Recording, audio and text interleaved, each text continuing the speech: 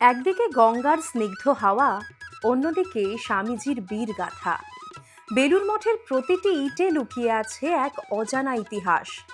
Church, মসজিদ আর মন্দিরের এক অদ্ভুত মিলন মেলা। এই স্থাপত্য কি কেবলই পাথর আর চুনসুরকির খেলা, নাকি এর পিছনে লুকিয়ে আছে এক বিশ্বজনীন দর্শন?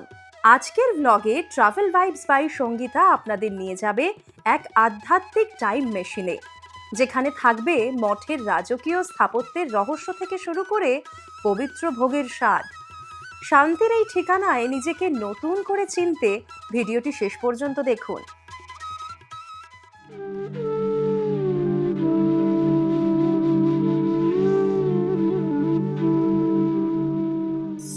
গোটা বিশ্বজুড়ে জনসেবায় নিয়োজিত রামকৃষ্ণ মঠ ও মিশন, আর সেই রামকৃষ্ণ মঠ ও মিশনের সদর দপ্তর হলো বেলুড় মঠ।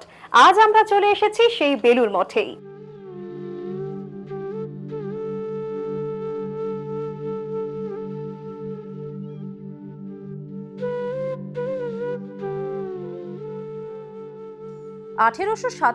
সালে স্বামীজি যখন বিদেশ থেকে ফিরলেন, তখন তিনি এমন একটা জায়গা চেয়েছিলেন যেখানে শ্রীরামকৃষ্ণ দেবের আদর্শ প্রচার হবে এবং মানুষ মনের শান্তি পাবে।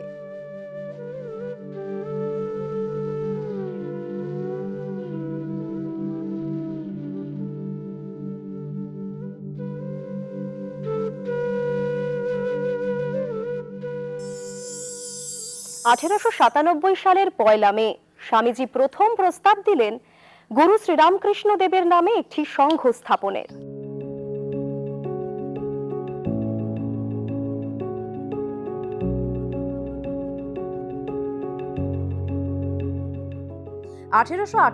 সালের 4 মার্চ এই জমিটি কেনা হয়।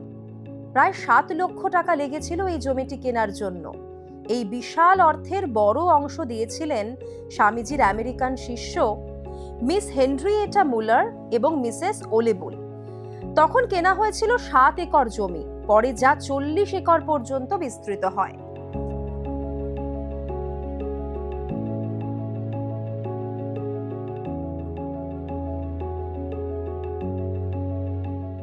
এই মঠের স্থাপত্য খুবই ইউনিক।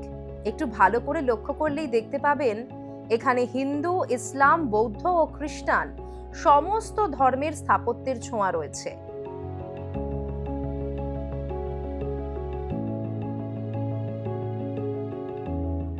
স্বামীজি চেয়েছিলেন এই মঠ যেন সর্বধর্ম সমন্বয়ের প্রতীক হয়। এই মন্দির তৈরি করার দায়িত্ব দেওয়া হয় স্বামীজির গুরু ভাই স্বামী বিজ্ঞানানন্দ মহারাজকে। স্বামীজি তাকে বলেছিলেন এমন মন্দির বানাতে যা হবে ইউনিভার্সাল বা সর্বজনীন। সে মতোই বিজ্ঞানানন্দ মহারাজ মঠের নকশা তৈরি করেন। মন্দিরের ভিত্তিপ্রস্তর স্থাপন হয়েছিল 1935 সালের 13 মার্চ, ঠাকুরের জন্মতিথিতে। কলকাতার বিখ্যাত নির্মাণকারী সংস্থা মার্টিন বার্ন অ্যান্ড কো মঠ তৈরির দায়িত্ব পায়। প্রায় 3 বছর ধরে চলে নির্মাণ কাজ।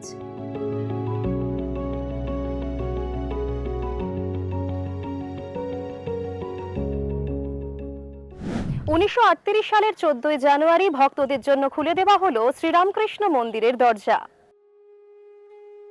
মঠ তৈরিতে ব্যবহার করা হয়েছিল চুনার থেকে আনা এক বিশেষ বেলে পাথর।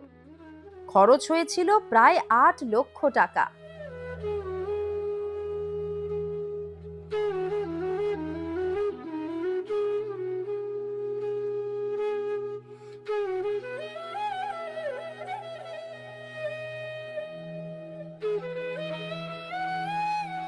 এই মন্দিরটি এক এক দিক থেকে দেখলে এক এক রকম মনে হয়।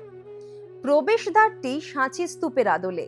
মূল মন্দিরের বিশাল কেন্দ্রীয় গম্বুজ ইউরোপীয় স্থাপত্য থেকে অনুপ্রাণিত। আর বারান্দা আর জানলাগুলোর দিকে যদি তাকান, তাহলে দেখবেন রাজপুত আর মুঘল শৈলীর সংমিশ্রণ রয়েছে এখানে। এই মঠের জন্য যখন জমি কেনা হয়, তখন থেকেই এখানে রয়েছে এই আম গাছ। আমার ঠিক পিছনে যে আম গাছটা দেখতে পাচ্ছেন, এই সেই আম গাছ। এই আম গাছ কিন্তু ছিল স্বামীজির সময় থেকে। এই আম গাছের তলায় বসেই স্বামীজি বিশ্রাম নিতেন আর ভক্তদের সঙ্গে দেখা সাক্ষাৎ করতেন। এই গাছের নিচে ক্যাম্প খাট পেতে বসতে ভীষণ ভালোবাসতেন স্বামীজি। এখানে বসেই পড়াশোনা আর লেখালেখি করতেন তিনি।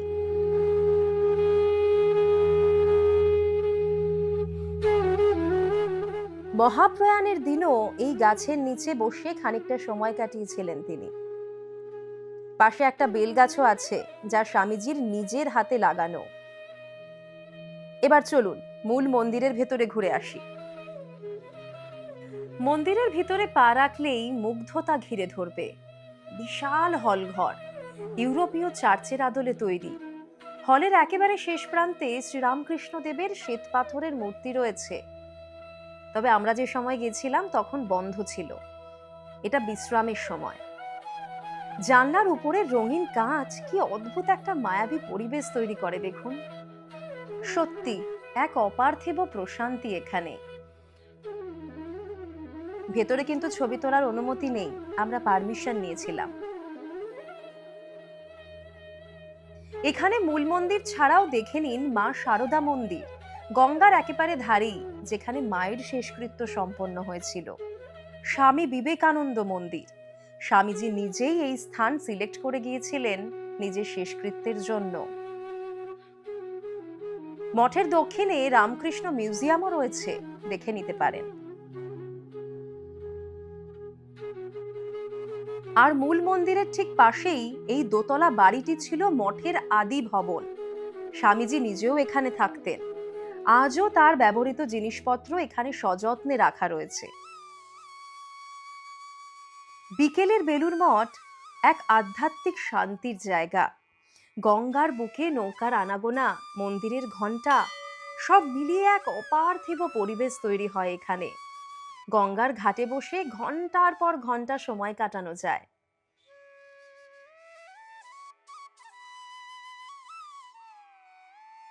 এই শ্যুটটা আমরা পারমিশন নিয়ে করিয়েছিলাম বেশ অনেকদিন আগেই। নতুন ভাবে আবারও নিয়ে এলাম আপনাদের জন্য। সত্যি এমন বিশ্বজনীন স্থাপত্য কখনো পুরনো হয় না।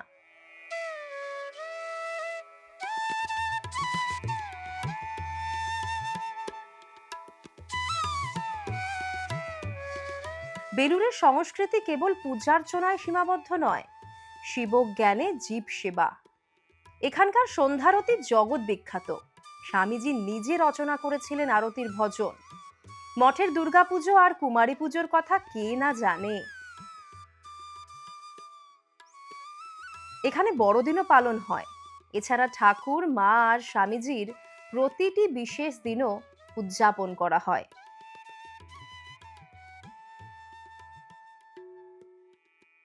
মঠে প্রসাদ বিতরণের পদ্ধতি অত্যন্ত সুশৃঙ্খল। আমাদেরও সৌভাগ্য হয়েছিল প্রসাদ গ্রহণ করার।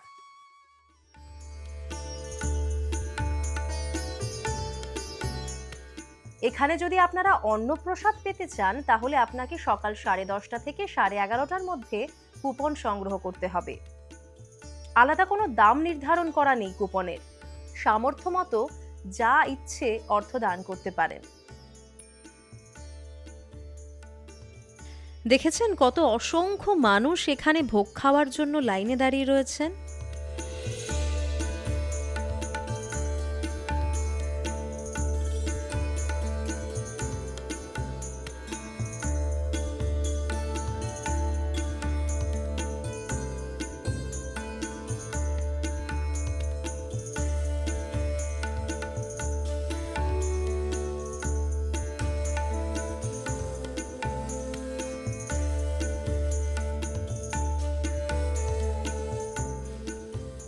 ভোগ খাওয়ার জন্য কি বিশাল অ্যারেঞ্জমেন্ট দেখেছেন।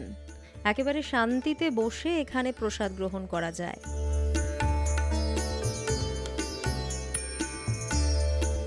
মন্দির খোলা থাকে সকাল 6:30 থেকে দুপুর 11:30, বিকেল 3:30 থেকে 8:30 পর্যন্ত।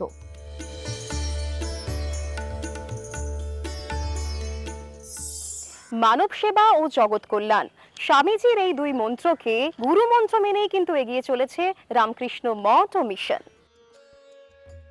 রামকৃষ্ণ মঠ ও মিশন বহু সমাজসেবামূলক কাজের সঙ্গে যুক্ত। শিক্ষা, স্বাস্থ্য, ত্রাণ, সংস্কৃতি সবেতেই তাদের ভূমিকা অনস্বীকার্য। অসাম্প্রদায়িক ও অরাজনৈতিক সংস্থা হিসেবে এই মঠের নাম নিতেই হবে। দেশ বিদেশে অবিরত সেবাকার্য চালিয়ে যাচ্ছেন এই মঠ ও মিশনের সন্ন্যাসীরা।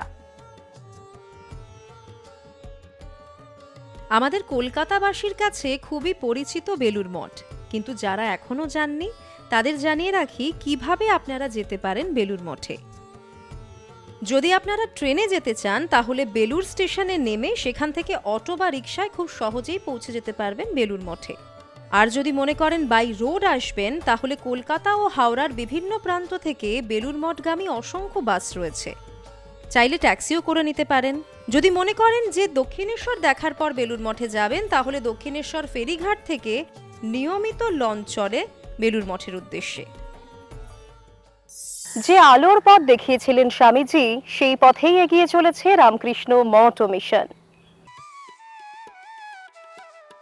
স্বামীজির সেই আদর্শ আর ঠাকুর আর মায়ের আশীর্বাদ যেন আজও এখানে বাতাসে মিশে রয়েছে। বেলুড় মঠের এই শান্ত আর পবিত্র পরিবেশে কাটানো মুহূর্তগুলো সত্যি মনে একটা গভীর শান্তি দিয়ে যায়। গঙ্গার স্নিগ্ধ হাওয়া আর রামকৃষ্ণ মিশনের এই আধ্যাত্মিক পরিবেশ আমাদের মনে করিয়ে দেয় জীবনের আসল সার্থকতা।